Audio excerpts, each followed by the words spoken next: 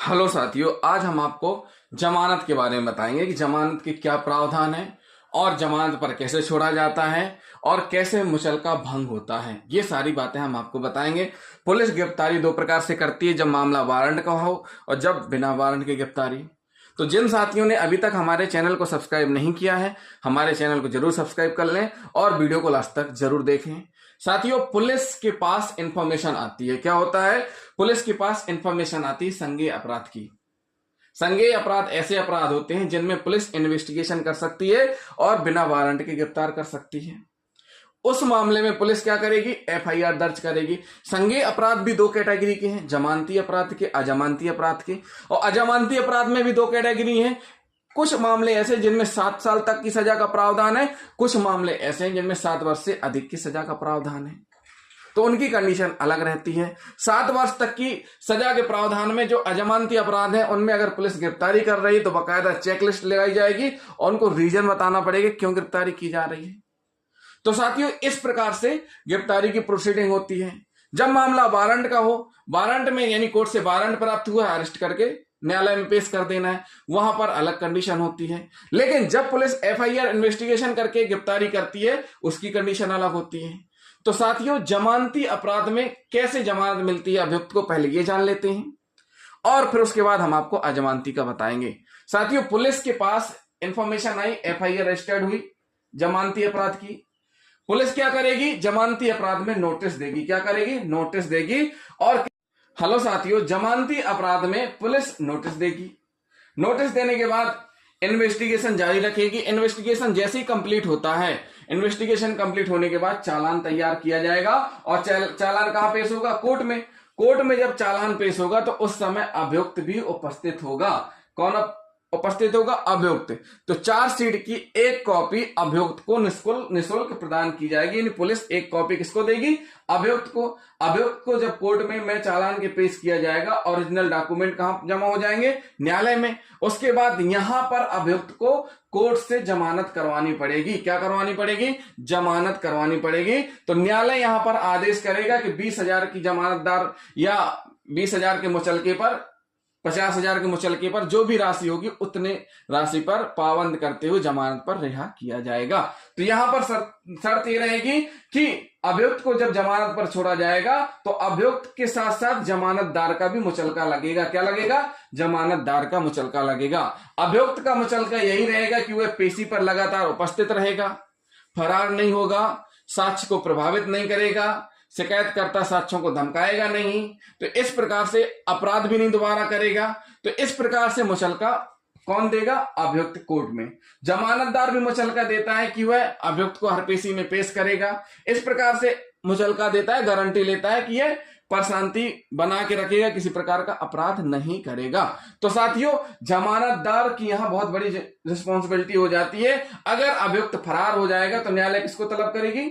जमानतदार को। किसको तलब करेगी? जमानतदार को। और जो जमानत पेश की जाती है, जब मुचलका राशि निर्धारित की जाएगी 50,000, 1 लाख या 2 लाख, जो भी कंडीशन रहेगी, तो वहां पर जो डॉक्यूमेंट प्रस्तुत किए जाएंगे, जैसे घर की रजिस्ट्री या जमीन के कागजात, तो वो ओरिजिनल लगेंगे, डुप्लीकेट कॉपी न्यायालय में नहीं लगेगी। ओरिजिनल इन मूल कॉपी ही मान्य होगी। तो साथियों, इस प्रकार से न्यायालय क्या करेगी? जमानत पर छोड़ देगी।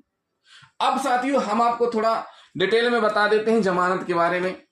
कानून के अंतर्गत जमानत एक ऐसा अधिकार है जिसके माध्यम से एक गिरफ्तार शुदा व्यक्ति मुचलका या जमानत देकर न्यायालय में उपस्थित होने को अपने आप को वचनबद्ध करता है। क्या करता है? अपने आप को वचनबद्ध करता है।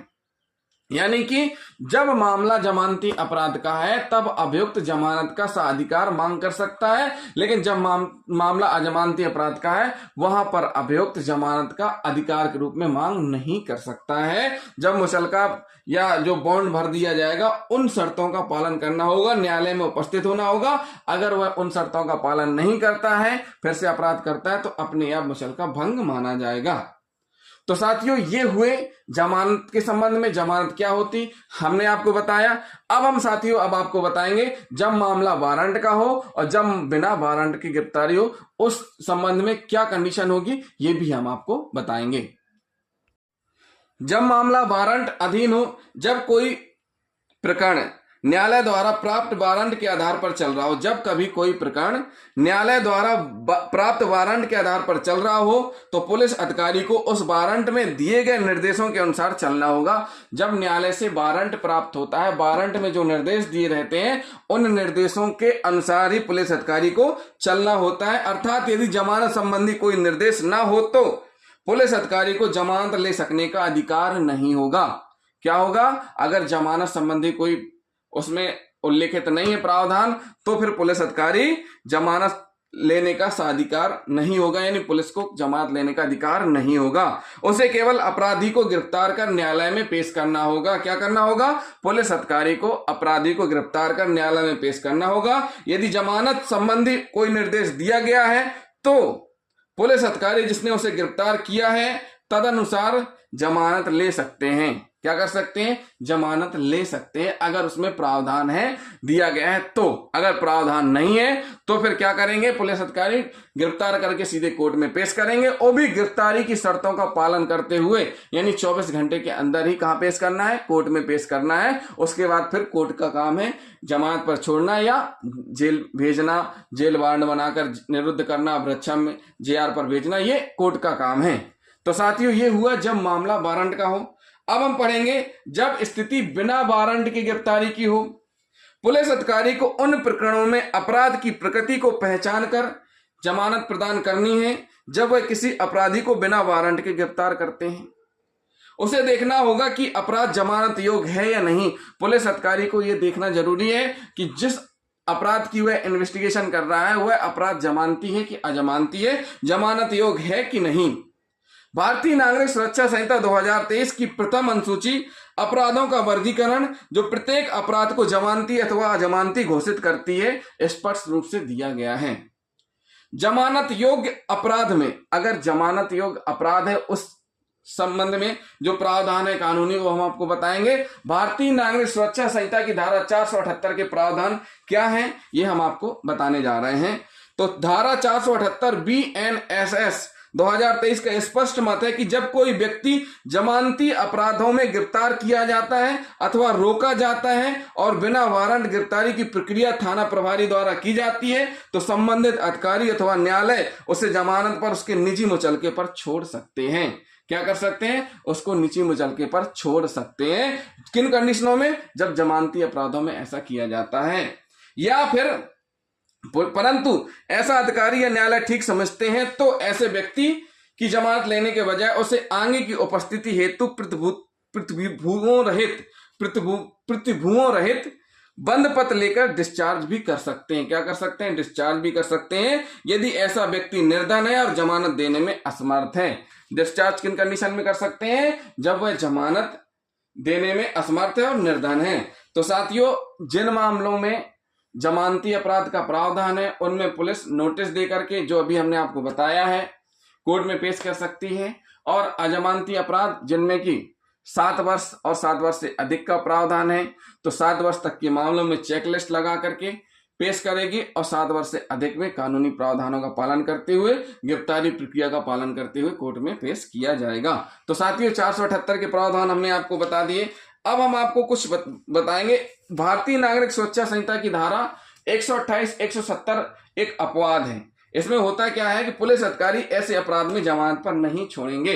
देखिए सीआरपीसी की धारा 110 और 151 का आपने नाम सुना होगा।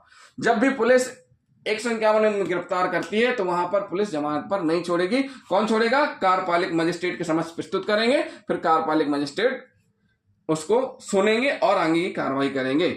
यदि गिरफ्तार करने वाला अधिकारी, इसमें साथियों दो पॉइंट जो महत्वपूर्ण है वो हमने आपको बताए। पहला पॉइंट ये है कि 128 यानी 110, दूसरा 170। जब 110, 151 सीआरपीसी अब BNSS में 128, 170 हो गया है, गिरफ्तार करते हैं तो पुलिस अधिकारी ऐसे अपराध में जमानत पर नहीं छोड़ेंगे अपितु उन्हें मजिस्ट्रेट के समक्ष प्रस्तुत करेंगे।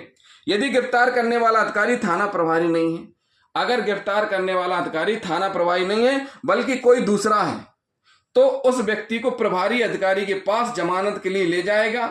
साधारणतः गिरफ्तार करने वाले अधिकारी उस गिरफ्तार किए गए व्यक्ति को जमानत प्रदान कर देते हैं और स्वयं छोड़ देते हैं।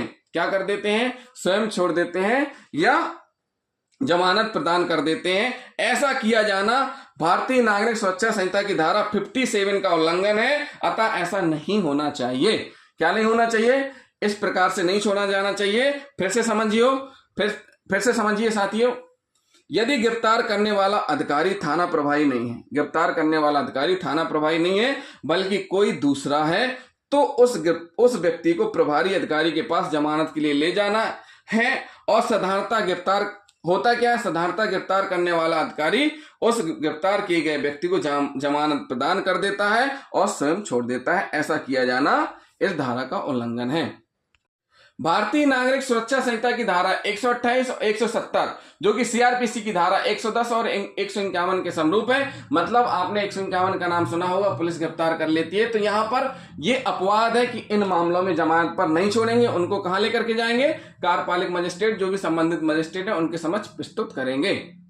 फिर है कि यदि गिरफ्तार करने वाला अधिकारी, मान लीजिए गिरफ्तार विवेचना किसी के पास है, थाना प्रभारी के पास सभी विवेचनाएं नहीं रहती हैं, जो गंभीर जघन्य अपराध रहते हैं वो थाना प्रभारी स्वयं करते हैं, बाकी अधीनस्थों से बीट प्रणाली का पालन करते हुए इन्वेस्टिगेशन करवाते हैं। तो ऐसी स्थिति में यदि गिरफ्तार करने वाला अधिकारी थाना प्रभारी नहीं है बल्कि कोई दूसरा है, तो उस व्यक्ति को प्रभारी अधिकारी के पास जमानत के लिए ले जाएगा। यानी कि जिसने गिरफ्तार किया, जमानती अपराध है, उसको अपनी कस्टडी में लिया है, उसको छोड़ा जाना है, तो ऐसी कंडीशन में वह किसके समक्ष ले जाएगा?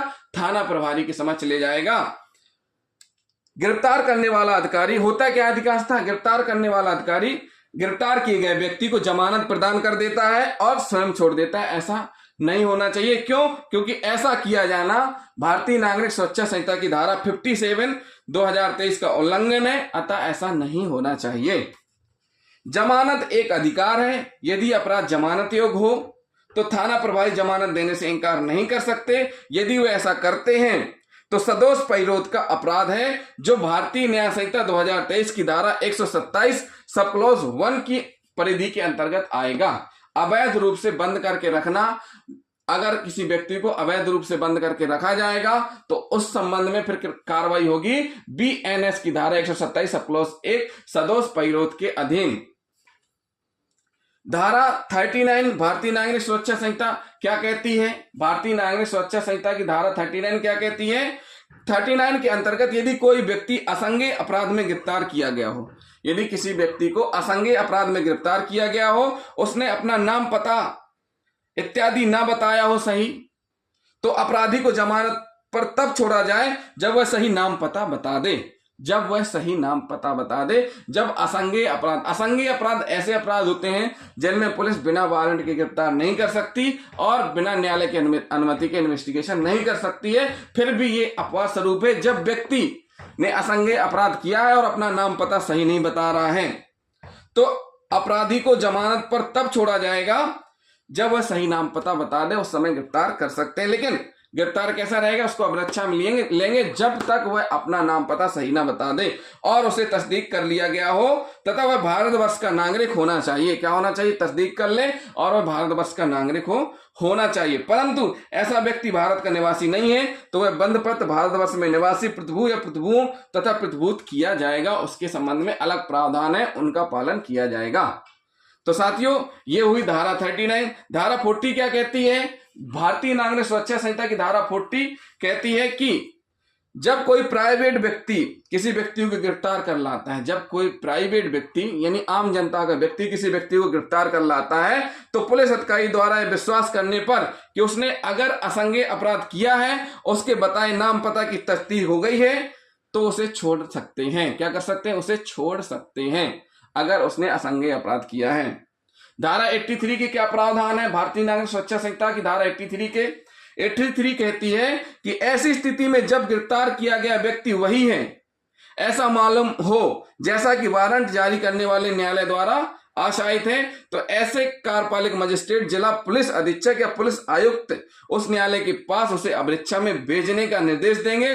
परंतु यदि अपराध अजमानती है और वारंट पर धारा 73 भारतीय नागरिक सुरक्षा संहिता 2003 के अधीन निर्देश पृष्ठांकित हैं, तो तदनुसार कार्यपालिक मजिस्ट्रेट या जिला पुलिस अधीक्षक या पुलिस आयुक्त जमानत अथवा प्रतिभूति लेगा और बंद पत्र पर न्यायालय को भेज देगा जिसने वारंट जारी किया है।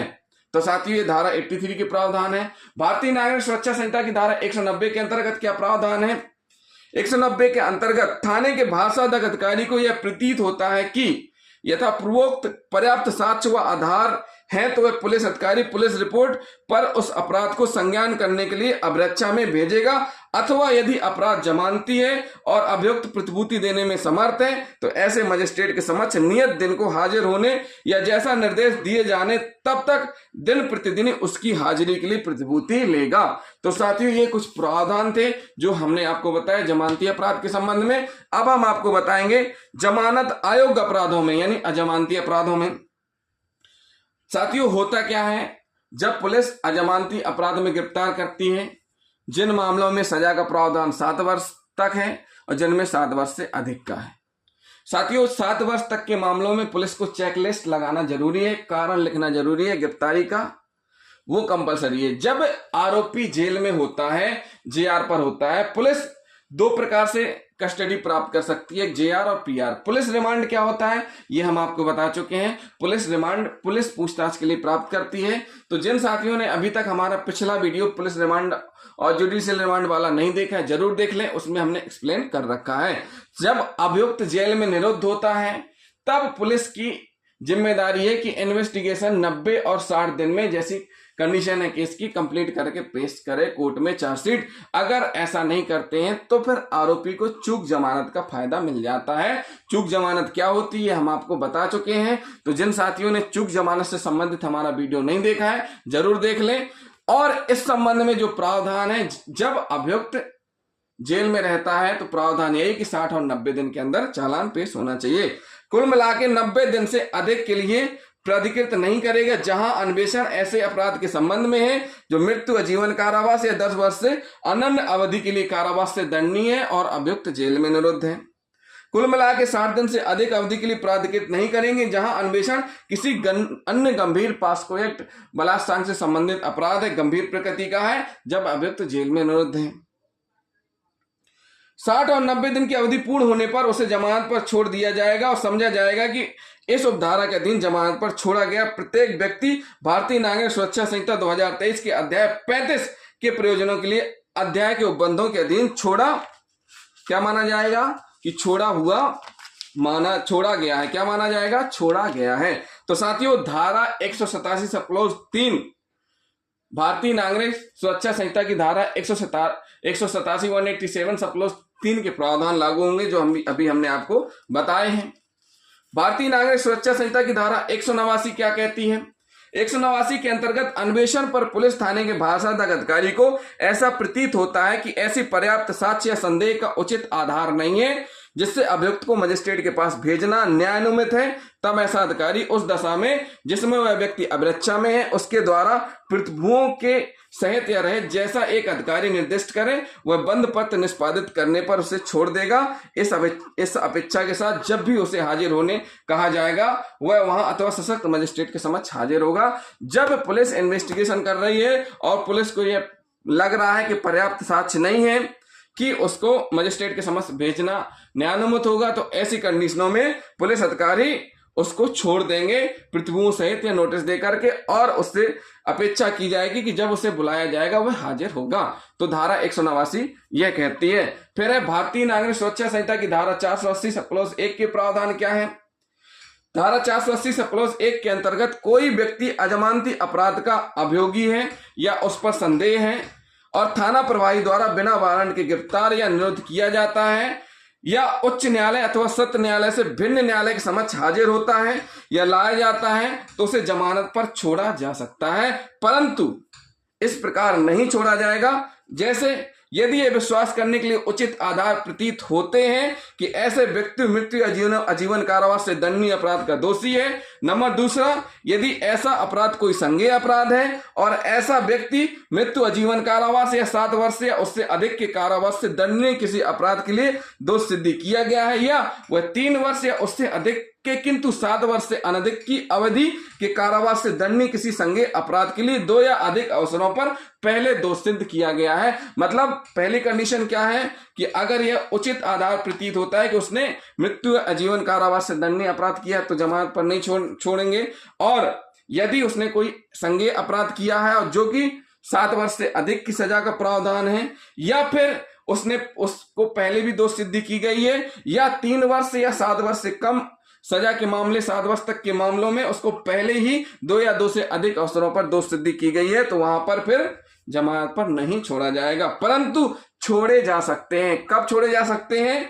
न्यायालय यह निर्देश दे सकता है कि यदि खंड 1 और खंड 2 जो भी हमने आपको बताए हैं, खंड 1 यानी कि जिस पर मृत्यु या जीवन कारावास से दंडनीय अपराध का दोषी है, खंड 2 यानी कि जिसने संज्ञेय अपराध किया जिसमें मृत्यु या जीवन कारावास या 7 वर्ष से अधिक से दंडनीय अपराध की सजा का प्रावधान है, में निर्दिष्ट व्यक्ति जमानत पर छोड़ दिया जाए यदि ऐसा व्यक्ति बालक है या स्त्री या रोगी या शिथिलांग व्यक्ति है, जमानत पर छोड़ दिया जाए। अगर बाल अपचारी है, किशोर है और स्त्री है और स्त्री रोगी है और उसको गंभीर बीमारी है, शिथिलांग है, तो उसको छोड़ा जा सकता है।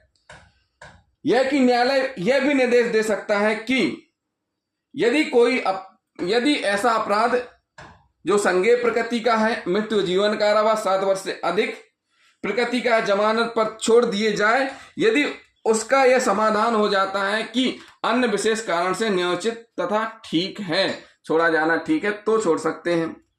और यह भी इस धारा के मतानुसार यदि अमुक अपराधी को अन्वेषण के साक्ष्यों द्वारा मात्र पहचाना जाता है, इस कारण से उसकी जमानत अस्वीकार कर दी जाए, उचित कारण नहीं है। अगर वह न्यायालय की मान्यताओं को स्वीकारता है तो उसे जमानत पर छोड़ा जा सकता है। इस संबंध में लोक अभियोजक को सुनवाई का अवसर भी मिलता है। लोक अभियोजक भी अपना पक्ष रखते हैं शासन की तरफ से। यह भी किसी व्यक्ति द्वारा किया गया ऐसा अपराध जो मृत्यु या जीवन कारावास या 7 वर्ष अथवा उससे अधिक के कारावास से दंडनीय है, तो लोक अभियोजक को सुनवाई का कोई अवसर दिए बिना इस धारा के अधीन न्यायालय द्वारा जमानत पर नहीं छोड़ा जाएगा। क्या किया जाएगा? लोक अभियोजक को सुने बिना न्यायालय जमानत पर नहीं छोड़ सकती है, यानी नहीं छोड़ा जाएगा। साथियों, धारा 480 सब क्लॉज 2 के प्रावधान क्या है ये हम आपको बताएंगे। 480 सब क्लॉज 2 के अंतर्गत अगर अधिकारी या न्यायालय को अन्वेषण, जांच या विचारणा की किसी भी स्थिति में यह स्पष्ट होता है कि अभियोगी के विरुद्ध अजमानती अपराध करने के प्रमाण नहीं है पर जांच के पर्याप्त आधार हैं, तो धारा 492 यानी 492 भारतीय नागरिक सुरक्षा संहिता के उपबंधों के अधीन रहते हुए जांच पर्यंत तक उसे जमानत पर छोड़ा जा सकता है। धारा 480 सब क्लॉज 3 के प्रावधान क्या कहते हैं?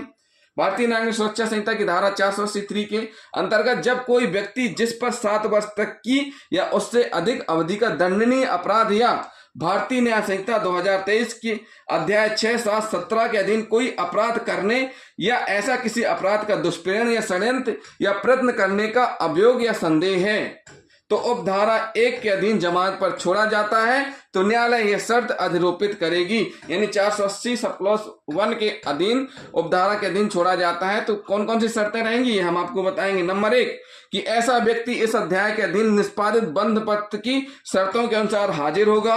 नंबर 2 ऐसा व्यक्ति उस अपराध जैसा कि जिसको करने का उस पर अभियोग या संदेह है कोई अपराध नहीं करेगा। नंबर 3 कि ऐसे व्यक्ति उस मामले के तथ्यों से अवगत किसी व्यक्ति को न्यायालय या किसी पुलिस अधिकारी के समक्ष ऐसे तथ्यों को प्रकट न करने के लिए मानने के वास्ते प्रत्यक्ष या अप्रत्यक्ष उसे कोई उत्प्रेरणा, धमकी या वचन नहीं देगा और साक्ष्य को नहीं बिगाड़ेगा, साक्ष्य के साथ छेड़छाड़ नहीं करेगा और न्याय हित में ऐसी अन्य शर्तें जिसे वह ठीक समझे भी अधिरोपित कर सकेगा।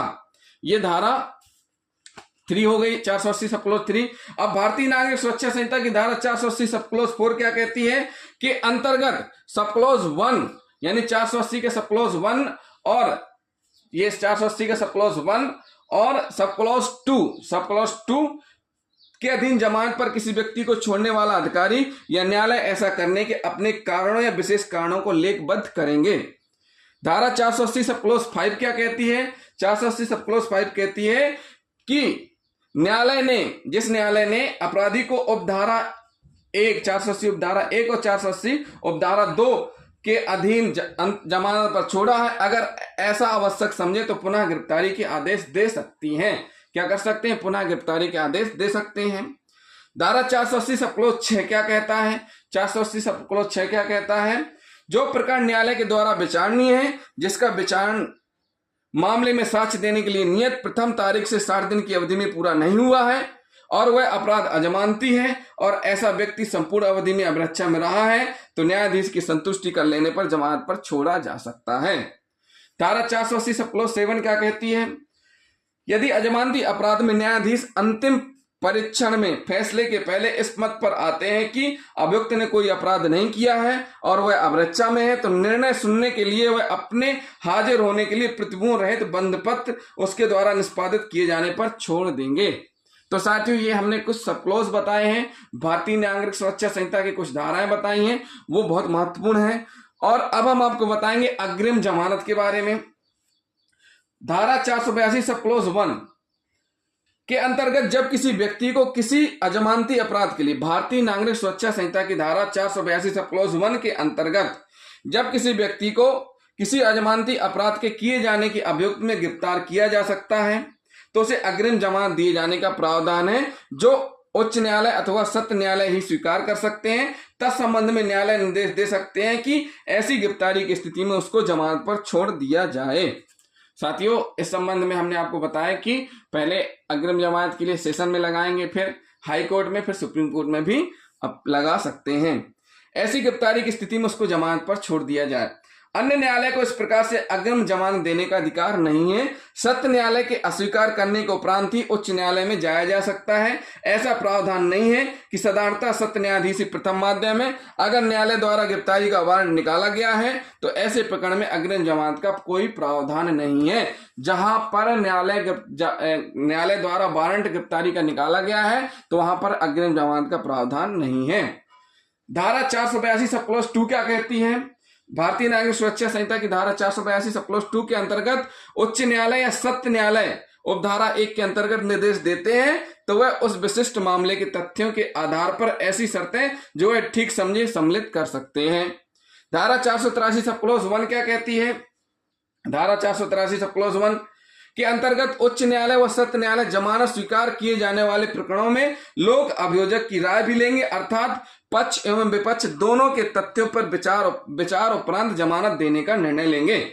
उच्च न्यायालय अथवा सत्र न्यायालय धारा 483 BNSS सब क्लॉज 3 के अंतर्गत तथा अन्य न्यायालय धारा 480 सब क्लॉज 5 भारतीय नागरिक सुरक्षा संहिता के अंतर्गत जमानत रद्द कर सकते हैं। क्या कर सकते हैं? जमानत रद्द कर सकते हैं। धारा 483 सब क्लॉज 3 क्या कहती है? धारा 483 सब क्लॉज 3 भारतीय नागरिक सुरक्षा संहिता के अंतर्गत उच्च न्यायालय अपने द्वारा तथा विचारण न्यायालय यानी निचले न्यायालय द्वारा स्वीकार जमानत को रद्द कर सकती हैं। यह सत्र न्यायालय को भी अधिकार है कि वह अपने द्वारा अथवा निचले न्यायालय द्वारा स्वीकार जमानत को रद्द कर सकती हैं। उच्च न्यायालय ही अपने द्वारा पूर्व में स्वीकार की गई जमानत को अस्वीकार कर सकती है। सत्र न्यायालय एवं अन्य न्यायालय को यह अधिकार प्राप्त नहीं है। तो साथियों, ये हमने आपको ये बताएं। अब हम आपको बताएंगे धारा 528 भारतीय नागरिक सुरक्षा संहिता 2023 के अंतर्गत केवल उच्च न्यायालय को ही इस प्रकार जमानत नष्ट करने की अंतर्निहित शक्ति है। अभियुक्त द्वारा न्यायालय से चाही गई जमानत पर पुलिस अधिकारी का विरोध प्रतिवेदन, ये क्या होता है ये भी हम आपको बताते हैं। जब कोई प्रार्थना पत्र जमानत के लिए न्यायालय द्वारा पुलिस अधिकारी के पास जमानत आयोग अपराध में प्रतिवेदन हेतु भेजा जाता है। साथियों, जब इस प्रकार की कंडीशन होती है तो उसमें क्या प्रोसीडिंग अपनाई जाएगी ये भी हम आपको बताएंगे। जब पुलिस बिना वारंट के किसी अभियुक्त को गिरफ्तार करती है तो 2 कंडीशन रहती हैं। या तो 7 वर्ष तक का सजा का प्रावधान अजमानती अपराध है, 7 वर्ष से अधिक का संज्ञेय अपराध। साथियों, 7 वर्ष तक के सजा के प्रावधान में संज्ञेय अपराध घटित करने पर अभियुक्त को जब गिरफ्तार करेगी पुलिस तो चेक लिस्ट प्रॉपर लगाएगी, उसमें कारण लिखेगी क्यों गिरफ्तारी की जा रही है। तो इस प्रकार जब भी अभियुक्त को गिरफ्तार करके न्यायालय में पेश किया जाता है, न्यायालय जब उसको अभिरक्षा में जेआर में भेज देते हैं, उसके बाद जब अभियुक्त के द्वारा न्यायालय में जमानत के लिए आवेदन प्रस्तुत किया जाता है तो उस स्थिति में अभियुक्त द्वारा न्यायालय से चाही गई जमानत पर पुलिस अधिकारी का विरोध प्रतिवेदन, जैसे ही न्यायालय में जमानत का आवेदन अभियुक्त के द्वारा प्रस्तुत किया जाएगा वैसे ही न्यायालय पुलिस अधिकारी से उस संबंध में प्रतिवेदन मांगेगी। क्या मांगेगी? प्रतिवेदन मांगेगी। तो पुलिस अधिकारी क्या करेंगे? उसमें प्रतिवेदन, विरोध प्रतिवेदन प्रस्तुत करेंगे। जब कोई प्रार्थना पत्र जमानत के लिए न्यायालय द्वारा पुलिस अधिकारी के पास जमानत अयोग्य यानी अजमानती अपराधों में प्रतिवेदन हेतु भेजा जाता है तो वह उस जमानत को स्वीकार किए जाने का विरोध पत्र कारणों सहित प्रस्तुत कर सकते हैं। यह उस स्थिति में होता है जब तथ्य इनमें किसी कारण को सहमति प्रदान करते हों अर्थात उनसे मिलते जुलते हों। अपराधी की शिनाख्ती की जाना आवश्यक है। साथियों देखिए, जब अभियुक्त अभिरक्षा में है और मामला इन्वेस्टिगेशन में है, उस स्थिति में पुलिस को बकायदा जब विरोध पत्र तैयार करना है तो उसमें सारी चीजें डालनी है कि क्यों वह जमानत निरस्त करवाना चाह रहे हैं। न्यायालय से पुलिस अधिकारी निवेदन करते हैं कि उपरोक्त अभियुक्त की जमानत निरस्त करने की कृपा करें। क्यों, उसके लिए कारण भी बताने पड़ेंगे। तो कारण ये है कि जैसे मान लीजिए गंभीर प्रकृति का अपराध है, उसमें शिनाख्ती की कार्रवाई की जाना आवश्यक है, अभी शिनाख्ती कार्रवाई नहीं हुई है, या आरोप की गंभीरता और अपराधी द्वारा किए गए अपराध इस प्रकार का है जैसे कि अभी दहशत का माहौल है या फिर से दंगा भड़क सकता है छूटने पर, या इस प्रकार की स्थिति उत्पन्न हो सकती है। जो भी रीजन है वो भी लिखना है। अपराधी के भाग जाने का खतरा भी हो सकता है कि अगर अपराधी को छोड़ा गया तो वह भाग जाएगा। अपराधी द्वारा जमानत का दुरुपयोग भी किया जा सकता है। अपराधी द्वारा अपराधों की ओर अग्रसर रहने की संभावना, फिर से नया अपराध कर सकता है। गवाहों को भय दिखा सकता है, उन्हें प्रभावित कर सकता है, उन्हें बस में करने की संभावना है। साथ ही साथ इन्वेस्टिगेशन में रुकावट भी डाल सकता है और बदला लेने की इच्छा भी व्यक्त करता है। अपराधी का जमानत शर्तों के उल्लंघन करने का भय, उसके पास धन चुकता करने के लिए न होना, अपराधी के विदेश चले जाने का भय अथवा भूमिगत होने का खतरा। भूमिगत माने छिप जाएगा, जैसे उसको जमानत मिलेगी वह अपने आप को छिपा लेगा कि फिर उसकी गिरफ्तारी नहीं हो पाएगी। अपराधी के जमानत पर रिहा हो जाने से वह गंभीर साक्ष्य प्राप्त नहीं हो पाएगी जो उसके हिरासत में रहने से प्राप्त हो सकती है। पुलिस अधिकारी उस प्रतिवेदन में सारी चीजों को डालेंगे कि अपराधी की जमानत पर रिहा हो जाने से वह गंभीर साक्ष्य प्राप्त नहीं हो पाएगी जो उसके हिरासत में रहने से प्राप्त हो सकती है। अपराधी गिरफ्तार होने के पूर्व कुछ प्रमुख वस्तुओं की तलाशी के लिए विरोध कर रहा था जिससे कि पुलिस को बहुत कुछ पाने की आशंका है। ये सारी चीजें लिखी जाएंगी। साथ ही साथ एक और महत्वपूर्ण बात बता दें, एफआईआर जिन तथ्यों पर हुई है और जिन तथ्यों पर इन्वेस्टिगेशन चल रहा है, जो तथ्य एकत्रित हुए हैं वो भी शॉर्ट में बताना चाहिए कि इन तथ्यों का अपराध इसके द्वारा किए गए। इस संबंध में ये तथ्य हैं जो उसके खिलाफ अपराध साबित करते हैं। अगर इस प्रकार से उसको जमानत पर छोड़ा जाएगा तो अवश्य ही कोई फिर से अपराध करेगा, फरार हो जाएगा, भूमिगत हो जाएगा, साक्ष्य को प्रभावित करेगा, इन्वेस्टिगेशन में बाधा उत्पन्न करेगा। ये सारी चीजें उस विरोध प्रतिवेदन पत्र में आवश्यक रूप से लिखी जानी चाहिए। शॉर्ट में और 2 लाइन का विरोध पत्र नहीं लिखा जाना चाहिए। सारी चीजें आ जाए ताकि मजिस्ट्रेट साहब उस पत्र को देखें और उसको पढ़ते ये सारी चीजें उनको स्पष्ट हो जाएं और वह अभियुक्त की जमानत निरस्त कर दें। और वह उनके ऊपर विवेक पर निर्भर करता है कि जमानत निरस्त करना है या स्वीकार करना है। साथ ही साथ पुलिस अधिकारी द्वारा जमानत निरस्त नहीं की जा सकती। इसका मतलब क्या हुआ, यदि एक बार किसी व्यक्ति को पुलिस अधिकारी द्वारा जमानत पर छोड़ दिया गया हो तो उसकी जमानत को कोई भी पुलिस अधिकारी निरस्त नहीं कर सकता। अगर मान लीजिए पुलिस अधिकारी ने किसी अभियुक्त को एक बार जमानत पे छोड़ दिया तो अब उसको दोबारा से स्वयं अपनी मर्जी से गिरफ्तार नहीं कर सकते। क्या नहीं कर सकते, उसकी जमानत निरस्त नहीं कर सकते और उसे फिर से गिरफ्तार नहीं कर सकते। फिर भी यदि गिरफ्तार किया जाना आवश्यक समझा जाए तो सक्षम न्यायालय से प्रार्थना की जाए कि उस अपराधी का जमानत मुतल्लका निरस्त किया जाए और उसके विरुद्ध एक वारंट जारी किया जाए जो भारतीय नागरिक सुरक्षा संहिता 2023 की धारा 480 सब क्लॉज 5 के अंतर्गत आता है। भारतीय नागरिक सुरक्षा संहिता की धारा 480 सब क्लॉज 5 के अंतर्गत वारंट जारी किए जाने हेतु न्यायालय से विनय करें।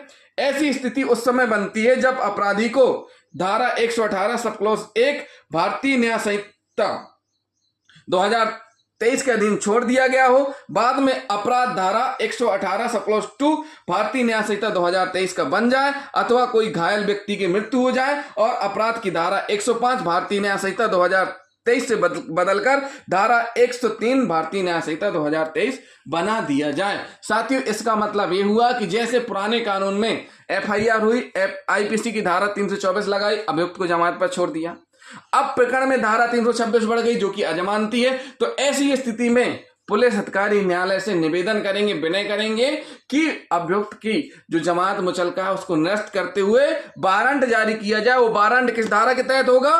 भारतीय नागरिक सुरक्षा संहिता की धारा 480 सब क्लॉज 5 के अंतर्गत वारंट जारी किया जा सकता है। न्यायालय चाहे तो वारंट जारी कर सकती है। तो साथियों, ये बहुत महत्वपूर्ण बात थी कि पुलिस अधिकारी द्वारा जमानत निरस्त नहीं की जा सकती अगर एक बार जमानत पे छोड़ दिया जाता है तो। जमानत निरस्त किए जाने के कारण व कार्रवाई, जमानत निरस्त किए जाने के कारण व कार्रवाई भी हम आपको बता दें। जमानत योग्य अपराध के संबंध में जमानत किसी न्यायालय द्वारा निरस्त नहीं की जाती यदि अपराध जमानत योग्य है। जमानत किसी न्यायालय द्वारा निरस्त नहीं की जाती यदि अपराध जमानत योग्य है।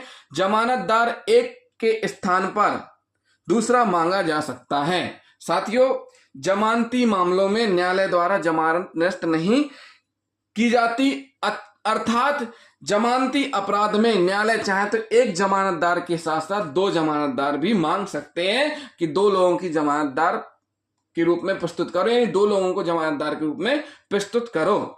यदि अपराधी धारा 478 सब क्लॉज 2 भारतीय नागरिक सुरक्षा संहिता 2023 के अंतर्गत जमानत पर छोड़ा गया हो, वह निर्धारित तिथि पर न्यायालय में हाजिर न हो तो न्यायालय दोबारा जमानत लेने से इनकार कर सकती है। साथियों, जमानती अपराध में न्यायालय जमानत निरस्त नहीं करती है और न्यायालय द्वारा निरस्त नहीं की जाती है। यदि अपराध जमानत योग्य है तो जमानतदार एक के स्थान पर दूसरा जमानतदार मांग सकती है न्यायालय। और साथ ही साथ यदि अपराधी धारा 478 सब क्लॉज 2 भारतीय नागरिक सुरक्षा संहिता के अंतर्गत जमानत पर छोड़ा गया हो और वह निर्धारित तिथि पर न्यायालय में हाजिर न हो तो न्यायालय दोबारा जमानत लेने से इनकार कर सकती है। क्या कर सकती है? दोबारा जमानत लेने से इनकार कर सकती है।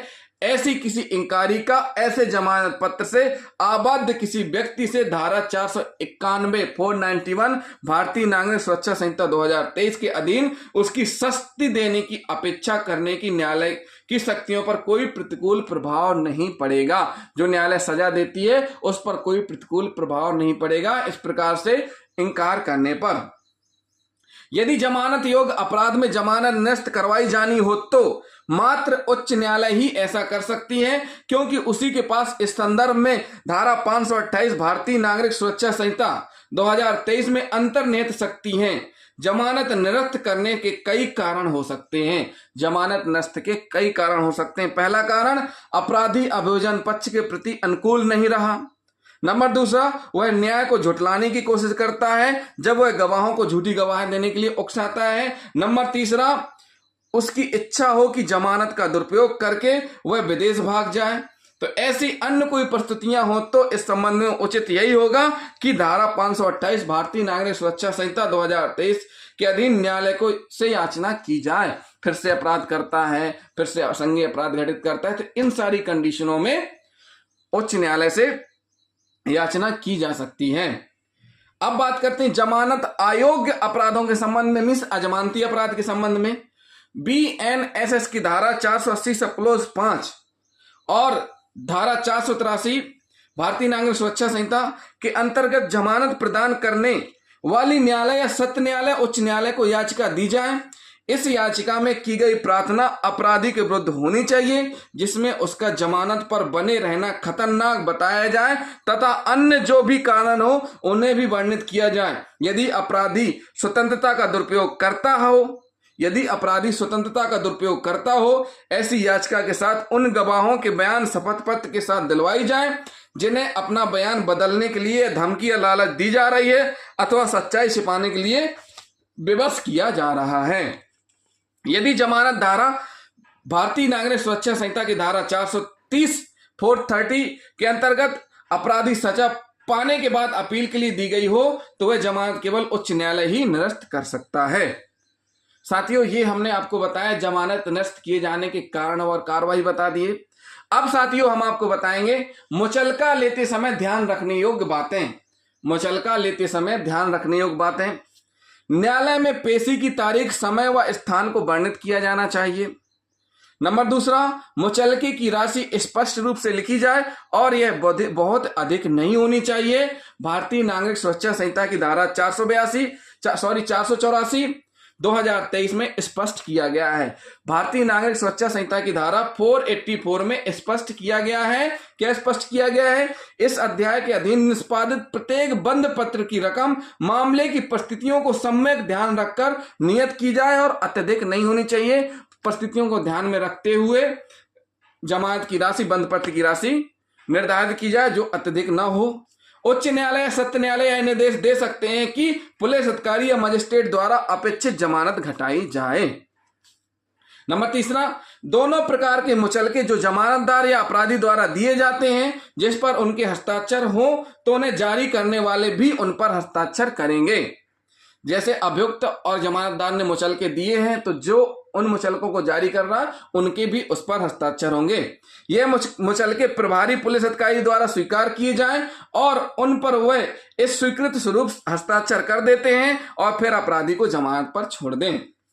नंबर 5वां, उस मुचलके में यह अवश्य वर्णन किया गया हो कि यदि पेशी तारीख पर हाजिर नहीं होता है तो उसके रुपए जब्त होंगे। यह राशि राज्य सरकार को चली जाएगी। राज्य का नाम अवश्य लिखा जाए।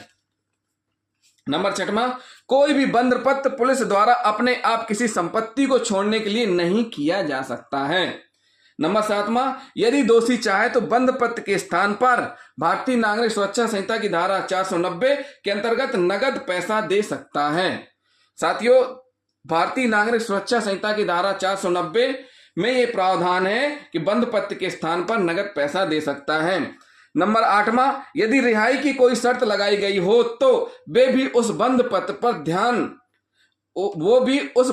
पर धारा 485 सब क्लॉज 2 भारतीय नागरिक सुरक्षा संहिता के अंतर्गत अंकित होंगी। यदि रिहाई की कोई शर्त लगाई गई हो तो वे सभी शर्तें उस बंद पत्र पर BNSS की धारा 485 सब क्लॉज 2 2023 के अंतर्गत अंकित की गई होनी चाहिए। ये तो साथियों हो गया मुचलका लेते समय ध्यान रखने योग्य बातें। अब बात करेंगे जमानत पर छोड़े जाने हेतु क्या शर्तें लगाई जा सकती हैं। न्यायालय किसी ऐसे अपराधी को जमानत पर छोड़ती है जिसने कोई जमानत अयोग्य अपराध किया हो, मीन्स अजमानती अपराध किया हो। इसके विरुद्ध शर्तें लगाई जा सकती हैं। नंबर 1, पुलिस थाने में प्रतिदिन आकर हाजिरी देनी होगी। पहली शर्त क्या लगा सकती है न्यायालय कि पुलिस थाने में प्रतिदिन हाजिरी देनी होगी। किसी भी शहर अथवा गांव के क्षेत्र को छोड़कर बाहर न जाना, मतलब जो जहां रह रहा है उसको छोड़कर बाहर न जाए। यदि वह विदेशी हो अथवा कोई भारतीय विदेश से भारत आया हुआ हो तो उसे देश न छोड़ने का आदेश, वह अपना पासपोर्ट जमा करवा दें, इत्यादि शर्तें माननीय न्यायालय द्वारा निर्देशित की जाती हैं। नंबर 2, धारा 480 सब क्लॉज 3 के अंतर्गत भारतीय नागरिक सुरक्षा संहिता की धारा 480 सब क्लॉज 3 के अंतर्गत न्यायालय कोई भी शर्तें किसी अपराधी के विरुद्ध लगा सकती हैं जिसमें कि उसे वह अपराध अथवा जैसा अपराध पुनः करने से रोका जाए, अथवा कोई ऐसी शर्त हो जो न्याय के अनुसार उपयुक्त हो और जो किसी अपराध के विरुद्ध हो जिसकी दंड 7 साल या अधिक का, अथवा कोई ऐसा अपराध भारतीय न्याय संहिता 2023 के अध्याय 6, 7, 17 के अधीन किया गया हो, अथवा इन सभी अपराधों को करने के लिए वह उकसाता हो, अथवा कोई षड्यंत्र रचने का प्रयास करता हो, अथवा किसी ऐसे अपराध को करने का प्रयत्न करता है जिनका वर्णन किया गया है इन अध्यायों में। धारा 482 तीसरा पॉइंट, धारा 482 भारतीय नागरिक सुरक्षा संहिता 2023 के अंतर्गत अग्रिम जमानत केवल सत्र न्यायालय या उच्च न्यायालय दे सकती हैं। यह जमानत किसी ऐसे अपराधी को दी जाती है जो पुलिस द्वारा अपनी गिरफ्तारी की आशा करता है। पुलिस को ऐसी कोई जमानत देने का अधिकार नहीं है, अतः अग्रिम जमानत देने के पूर्व भी कुछ शर्तें लगाई जा सकती हैं जैसा कि न्यायालय उचित समझे। अग्रिम जमानत सेशन न्यायालय, हाई कोर्ट और माननीय सुप्रीम कोर्ट दे सकते हैं और शर्तें निर्धारित कर सकते हैं जैसा कि न्यायालय चाहें। तो ये हो गया क्या, जमानत पर छोड़े जाने हेतु क्या शर्तें लगाई जा सकती हैं। अब हम आपको बताएंगे जब अपराधी जमानत की शर्तों का उल्लंघन कर भाग जाए तब क्या होगा। भारतीय नागरिक सुरक्षा संहिता की धारा 491 2023 के अंतर्गत उस न्यायालय से जिसने की जमानत ली हो उससे यह याचिका की जाती है, जिस न्यायालय ने जमानत ली है उस न्यायालय से याचिका की जा सकती है कि वह जमानत जब्त कर ली जाए। नंबर दूसरा, संबंधित न्यायालय से वारंट प्राप्त कर लिया जाए और भारतीय नागरिक सुरक्षा संहिता की धारा 84 के अंतर्गत कार्यवाही प्रारंभ कर दी जाए। नंबर तीसरा, भारतीय नागरिक सुरक्षा संहिता की धारा 478 478 सब क्लॉज 2 के अंतर्गत जमानत योग्य अपराधों में भी अपराधी जमानत का उल्लंघन करता है तो न्यायालय की अधिकारता है कि वह उसे दूसरी बार जमानत दे अथवा ना दे। नंबर चौथा, जब किसी जमानतदार का बंद पत्र जब्त हो जाए तो उसकी आगे की कार्रवाई धारा 491 BNSS के अनुसार चलती है। धारा 491 सब क्लॉज 2 भारतीय नागरिक सुरक्षा संहिता 2023 के अंतर्गत जमानतदार को 6 माह तक का दंड दिया जा सकता है यदि पैसा वसूल न किया जा सके। नंबर 5वां, जमानत जब्त करने के विरोध में अपील की सुविधा सत्र न्यायालय से पाई जा सकती है। नंबर 6वां, धारा 494 भारतीय नागरिक सुरक्षा संहिता 2023 के अंतर्गत किशोर अपचारी के लिए सिर्फ जमानत ही ली जाए। इस प्रकार से ये जब अपराध जमानत की शर्तों का जब अपराधी जमानत की शर्तों का उल्लंघन कर भाग जाए तो फिर ये कंडीशंस लागू होंगी। अब हम आपको बताएंगे इकबाली बादामाप साक्ष्य को दी जाने वाली जमानत क्या होती है। धारा 343 सब क्लॉज 4 खा के अंतर्गत भारतीय नागरिक सुरक्षा संहिता की धारा 343(4)B के अंतर्गत किसी इकबाली साक्षी यानी क्षमा निविदान सह अपराधी को उस समय तक जमानत पर नहीं छोड़ा जा सकता जब तक कि वह पहले से जमानत पर न हो। विचारण खत्म होने तक अभिरक्षा में निरुद्ध रखा जाएगा। तो साथियों, ये हमने आपको बताया कि अभियुक्त द्वारा न्यायालय से चाही गई जमानत पर पुलिस अधिकारी का विरोध प्रतिवेदन, पुलिस अधिकारी द्वारा जमानत निरस्त नहीं की जा सकती है, जमानत निरस्त किए जाने के कारण व कार्यवाही, मुचलका लेते समय ध्यान रखने योग्य बातें, जमानत पर छोड़े जाने हेतु क्या शर्तें लगाई जा सकती हैं, जब अपराधी जमानत की शर्त का उल्लंघन कर भाग जाए, इकबाली बादामापी साक्षी को दी जाने वाली जमानत क्या होती है, ये सारी बातें हमने आपको बताई हैं। तो जिन साथियों ने अभी तक हमारे चैनल को सब्सक्राइब नहीं किया है, हमारे चैनल को जरूर सब्सक्राइब कर लें, वीडियो को लाइक और शेयर करना ना भूलें, साथ ही साथ कमेंट भी करते जाएं। थैंक यू साथियों।